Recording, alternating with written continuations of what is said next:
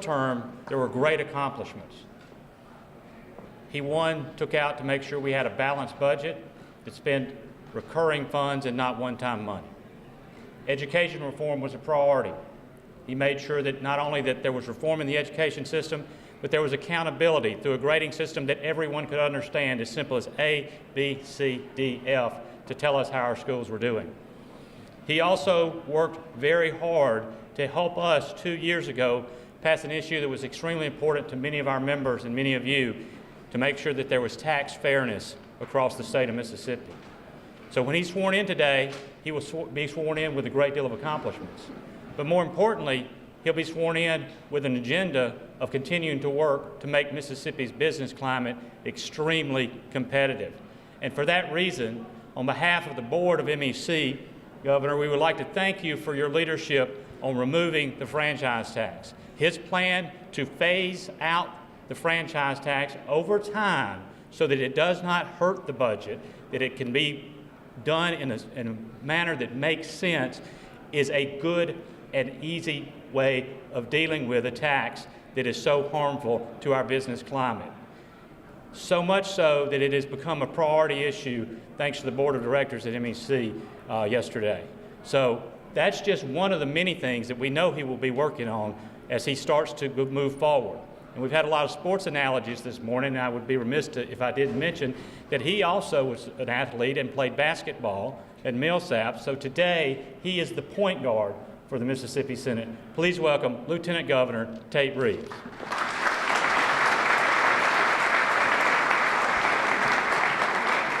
Thank you all. I really appreciate those remarks, Scott. It's been a long time since I played point guard. I had a little different philosophy. You know, point guards are supposed to, distribute the basketball around. My view always was I was going to, shoot. If I was hot, I was going to shoot the rock. If I was not hot, I was going to shoot till I got hot. And sometimes that turned out well, sometimes it didn't turn out so well. But thank you all for being in your Mississippi capital today.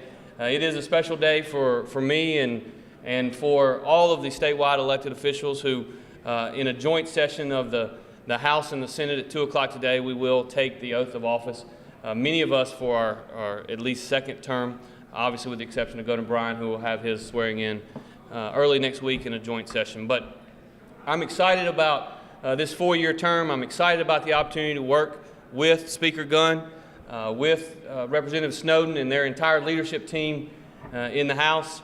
I got to tell you, a lot of times you read in the newspaper about all this fighting and acrimony and whatnot, and the only thing I want to say is just don't always believe everything you read in the newspaper, because if you look at what's been accomplished in the last 4 years, it's really quite remarkable, and it's something that I'm very, very proud of, particularly from a financial standpoint. When you consider the fact that when we came in, we inherited a budget that spent $460 million in one-time money on recurring expenses. The Legislative Budget Committee passed out a sheet of paper, actually, at our last hearing back in December. And what that sheet of paper said and showed is that over the last 20 years or so, prior to us getting elected, every single year the legislature had spent at least $200 million in recurring revenue on recurring expenses. Well, that's something you can do for a week. It's something you might can do for a month. You might even get away with doing it for a year, but it is not sustainable long term.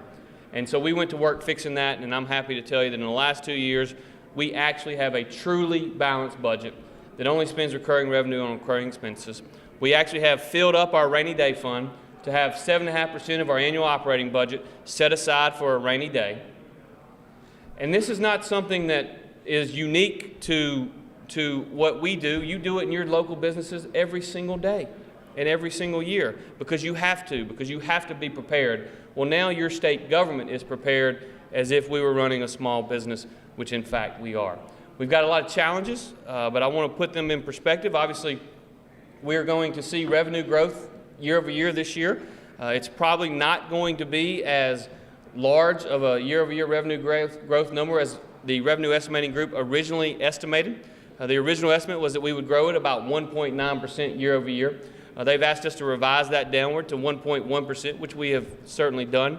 That 0.8% difference is going to mean an approximate $40 to $50 million potential budget shortfall in the current fiscal year. We've got a lot of ways in which to manage that. But just to put it in perspective, that's still less than 1% of our total general fund equivalent budget. And so it's a very manageable number, and I know that the Speaker and the Chairman of Appropriations in the House and the Chairman of Appropriations in the Senate and Governor Bryant will sit down, and we've already sat down several times. We'll continue to meet and come to a consensus and agreement on a way in which to deal with that potential shortfall, because that's what we get elected to do. We're also, as Scott mentioned, going to work this year to continue to improve our overall business climate. We want to ensure that when we have taxes on the books that Louisiana doesn't have, and that Arkansas doesn't have, and that Tennessee doesn't have, and that Alabama doesn't have, taxes that put us at a competitive disadvantage when we're trying to recruit business and industry into our state, but also taxes that put you at a competitive disadvantage. Because what you know is that any tax that you have to pay that your competitor in Louisiana doesn't have to pay, and you're trying to compete for business, you're at a competitive disadvantage. And we don't want a business climate in our state in which our small business owners are naturally at a competitive disadvantage. So we're going to work to find ways to eliminate those disadvantages, to highlight the advantages that we have, because what we know for sure is that if we're going to see long-term economic prosperity, we must have a business climate that encourages capital investment, not one that discourages it. Also, if we're going to see long-term economic prosperity, we must improve the educational attainment level of our citizens. I believe firmly that everybody in this legislature, all 174 members of the House and the Senate, want to improve the educational attainment level of our citizens. Now, there are going to be disagreements on how we get there. I, for one, believe that we need more options for our kids. I believe that we need to continue to allow for more investments in public education. But I also have a fundamental belief which goes something like this. I believe it should not matter what a kid's zip code is, nor should it matter what a kid's mom and dad does, or in some instances don't do for a living. Every kid in our state deserves an opportunity for success. And so every reform and every investment that we've made in the last 4 years, and by investment I mean real money, we'll spend over $400 million more on public education this year than was spent 4 years ago. But every investment we've made and every reform we've made has focused on what's best for kids, whether it's best for the adults or not. And my commitment to you is we're going to continue down that path to ensure that we're getting more money in the classroom, less money in the district office, so that every kid has a quality teacher at the front of that classroom, because we believe that the most important thing that we can do is ensure that there's a quality teacher in every classroom, because that's the best way for every kid to get a quality education. There's a lot of discussion and conversation about infrastructure spending, and I think it's a very timely conversation. I, for one, support significantly more resources going to infrastructure spending in our state, and we're going to work with our friends in the House and the Senate, work with the governor's office, as well as with those of you in the business community, to try to find ways to ensure that we are maintaining what we have built, because it's certainly not a reasonable or strong business practice to do anything otherwise than that. And so we look forward to working over the next 3 to 4 months to start that process to ensure that we protect our capital assets, because any good businessman would want to do just that. So again, I want to thank all of you for being here today, but I also want to thank you for your help. Over my campaign last year, I see so many people in this room that were helpful to me as I traveled around the state, helpful to ensure that we maintain our supermajority in the Mississippi Senate with good, strong, solid, conservative leaders. And it would not have been possible for us to have the election successes were it not for your help, many of you in this room making significant sacrifices to be helpful. So thank you for that, and let's continue to work together to make Mississippi a better place to invest capital, a better place to create jobs, and an even better place to raise a family. Thank you all.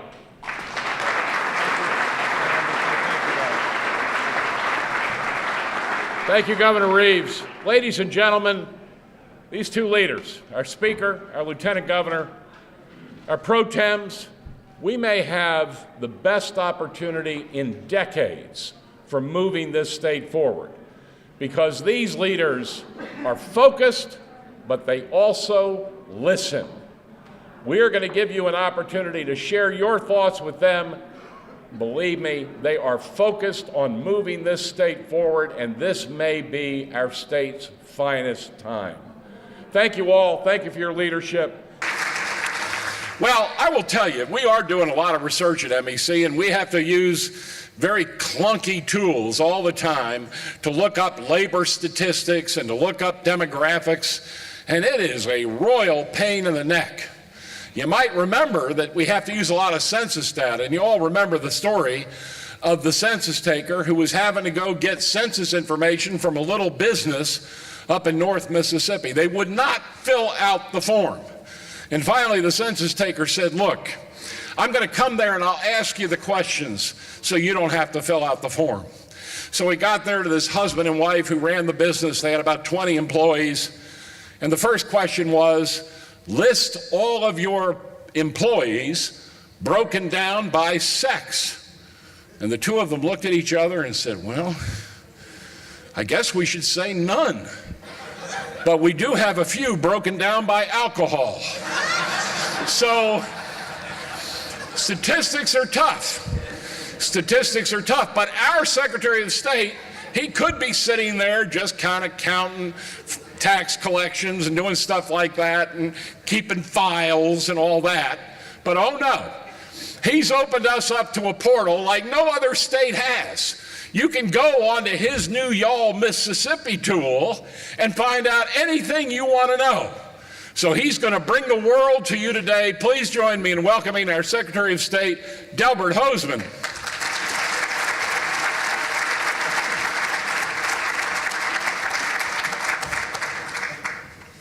Man, it's hard to follow that guy.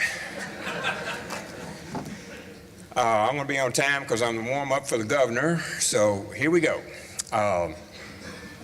2 years ago, we instituted voter ID, and Mississippi is the only state to institute voter ID that wasn't sued by the Justice Department. In fact, the state of Mississippi has won every voting rights case since I started in 2008 at the United States Supreme Court, the Fifth Circuit, and the local federal court, and the state courts. We're the only state in the country to do that. What a turnaround for our state. So what are we going to do? We're going to rewrite all the election laws. And this time you'll be seeing new election laws for the state of Mississippi proposed by us and a study group of some 40 individuals who worked 2 years to do that. When you look at it, you're going to see a lot of new things. You're going to see finally we have focused on criminalizing parts that were never criminalized before when people try to steal your vote. The integrity of the election is why we got Phil Bryant. The integrity of the election is why you got your county supervisor. It's why you got your constable. It is a critical component for what we do. So, along with 3 DAs, we rewrote all the criminal provisions. We want people prosecuting for stealing your vote. We rewrote absentee balloting. Absentee balloting in some counties is a real sport.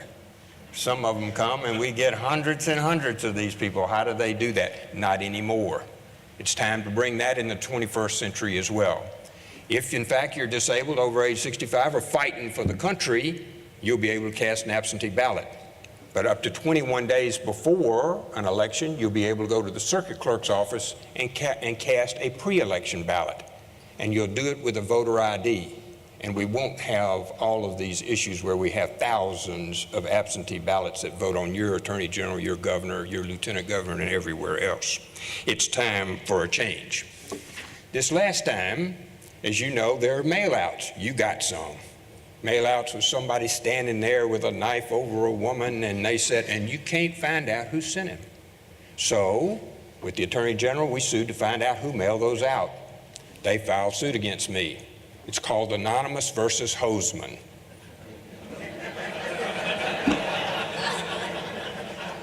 The only one that was worse is when the people up in Oxford sued us because they didn't want to disclose they had raised some money and everything, and the federal court styled that Justice versus Hosemann. I'm on a bad tour here. If someone sends a mail out about you, they need to stand up and say they did it. We need to know who paid for it. It's your right to know that. If they're going to accuse you of something, then you have the right to face your accuser. No more ambush in politics. Can you imagine a woman coming home, sitting down with her husband and saying, listen, I'm going to run for supervisor? No, honey, there'll be all those mail-outs. You don't run. It affects the integrity of the people we elect. Don't let them do that. As soon as I find out who Anonymous is, I'm going to let you know. Tax forfeited properties is a key component. We talk about education, it's a key component of education. It's what we need to do. We've been auctioning property all over the state of Mississippi. You'll see me out auctioning those again. We have 14,000 tax forfeited properties. And can we have have you got the projection up? You'll see here the income from 16th section land. When I started, it's $54 million a year. Last year's $100 million. Those you will see, the minerals are about $25 million a year. The timber is about $25 million a year. Fantastic increases in the productivity. Surface rights, all of those things, $100 million a year. And if you live from Columbus to Tunica or north, Pontotoc, New Albany, Tupelo, you get $20 million a year now for your school systems you didn't get before.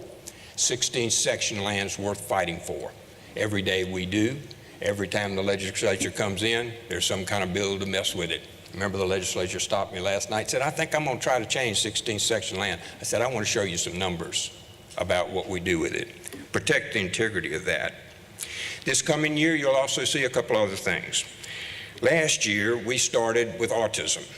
And January the 1st, just a week ago, we now have autism coverage. Autism is an epidemic in Mississippi.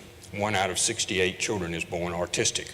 But the legislature and Governor Bryant signed the legislation to establish an autism board and start training people. Governor Bryant's University of Southern Mississippi now trains children to come out, educate, and work with autistic children. A giant step forward for Mississippi. You should be very proud of what they did. The next on business formation, can you show that? This is where y'all are headed. This is what you're doing. These are the statistics that Blake talked about. Look at what's happening in Mississippi. In 2010, we rewrote the Limited Liability Company Act. Before there, we languished along. LLCs. In Mississippi, in the last 8 years, we now form 900 corporations less per year. But look what happened to LLCs. We went from 10,000 to 16,000 this year. Over 6,000 more LLCs filed in the state of Mississippi every year. That shows you where you're going. It is one of the best business laws in the state, in the country. In our country, our LLC laws. Take advantage of it. Filing fees $50, and if you have to file your annual report, don't forget they're due. 0 filing fee. We have the lowest filing fees in the country. Let's look again at our website chart. This leads us to what Blake was telling us about. When I started, there were 2 million hits on our website at the Secretary of State's office. We need to promote Mississippi. The electronic version, the information technology is critical. So we started that process. We started emphasizing, look on our website. We updated the website. You won 2 national awards for your website in Mississippi, never been done before. Look where we are today. We're at 10 million hits on the Secretary of State of Mississippi's website. So I keep analyzing those. Blake gets on me, but I keep looking. Why are those people looking? Every single country in the world has looked at that website, every single state. Why are they looking there? Because they want to come here. So let's take the next one. We took that and we instituted Y'all Business. That's what Blake was talking about. This sells Mississippi over the internet. 13,000 users in the first 30 days. A phenomenal success. Look at what it does. Next page, please. We need to sell Mississippi first. Like any salesman, you sell yourself first. We sell Mississippi first. All the things, the great things we do. We make drones, we make ships, we make cars, we make rockets to the moon. We're agriculture, we clothe your shirt. We do all of those things in Mississippi, and we sell Mississippi first. The next one, please. The next one, we started to look at the demographics of Mississippi. Where are we? What is our per capita income? What's our workforce? Where are we doing? How can you come here and come to a specific site? We analyzed all 82 counties, every single one of them, and 21 metropolitan areas. If you want to know something about where you live, where you work, where you raise your family, you can go to that county or that city and see it. Next one, please, ma'am. We then did the median income. This shows the median income where people live. If you're going to start a restaurant, where do I want to put it? If I'm going to do this, where do I want to put it? It's on the website. You can zero down into anything. Next one, please, ma'am. We then added consumer data. Never been done before. Look at that consumer data. This is on Harrison County. Just an example of what Harrison County can do. It not only shows you what Harrison County is today, the per capita income, where they live, what they're doing. I can tell you if they go to a movie. You can tell so much information off of this. Look at the next one. The next one shows you where Harrison County is going to be in 2020. It tells you what the growth is, what the percentage is, what the anticipated income will be in Harrison County, where they'll live, where they'll work. It's all listed there. It tells you how many people own an iPad. If you're trying to reach people, you want to know how to reach them electronically. This information tells you that. Everything that Walmart has, you got for free. All you have to do is click a button. It's all right there. I can't even get through the hundreds and hundreds of pieces of information that are available about Mississippi now. No other state has that. Today we're announcing Mississippi Business One Stop. You'll see it on our website when you go home. It will allow Mississippi LLCs to start. They'll answer 5 simple questions. We will lay out for them every license they got to have, where they have to call, how they get the federal ID number, whether they ought to be an LLC or a corporation, all right there. If you want to start a business in Mississippi, and over 70% of them are started without lawyers. That's kind of nice. There's no fee. You can start your own business, and we help guide you through how to do that. So, I want you to know that the Secretary of State's office is the most automated and the only fully automated Secretary of State's office in the country. It has the most up-to-date business laws of anywhere in the country. You are armed to compete. We raise more money from public lands than we've ever raised, $50 million more a year to support school system. Every penny goes to the school districts. You've got an award-winning website to work off of, and we charge the lowest filing fees in the country to work in Mississippi. All of those are the things that Governor Bryant can sell when he goes all over the world recruiting businesses here. We're competitive. If y'all will concentrate on being profitable, we'll concentrate on keeping your time and expense dealing with the government at a minimum. Thank you so much. It's great to be with y'all.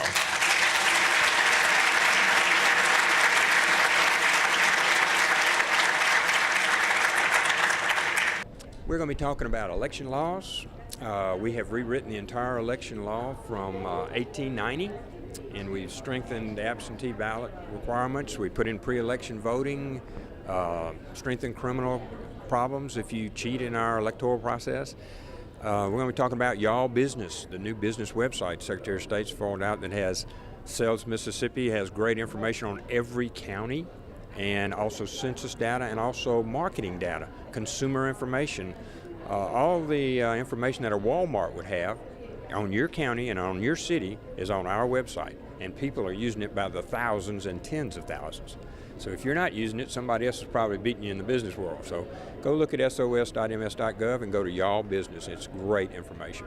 Tell us, this being a presidential election year, what is the procedure here in Mississippi? Well, we vote right now on March the 8th. We're a week behind the SEC super primary, and one of the provisions in this election law will have us going on and voting on March the 1st every time for presidential primaries. We want to be in with the rest of the Southeastern Conference, and we think that takes a small state and makes us part of a bigger picture. Tell us your reaction to MEC's event here today and the importance of business involvement in the political process. Well, our office is the most business friendly in the country. We have we're only Secretary of State's office that's been fully automated, and we've rewritten every business law in the state. We've got the best business law in the country here. So we try to put ourselves in a position that, they're starting the radio over there. We try to put ourselves in a position that we can compete and get out of the way of business. the minimal amount of involvement from the government side, the minimal cost. That's what I'm about with Secretary of State's office.